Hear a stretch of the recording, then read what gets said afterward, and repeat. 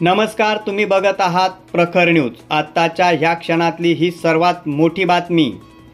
आज पहाटे मॉर्निंग वॉकला निघालेल्या नागरिकांच्या गटावर भरधाव इको गाडीची धडक।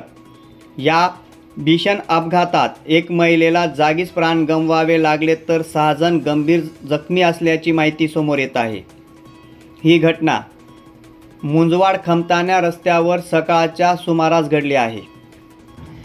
प्राप्त माहितीनुसार रोजच्या प्रमाणे काही नागरिक शांतपणे वॉक करत होते।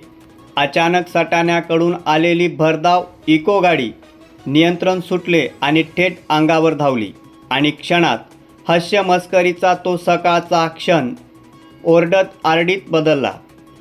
स्थानिक नागरिकांनी मदत कार्य सुरू केले। जखमींना सटाणा येथील रुग्णालयात हलविण्यात आले आहे।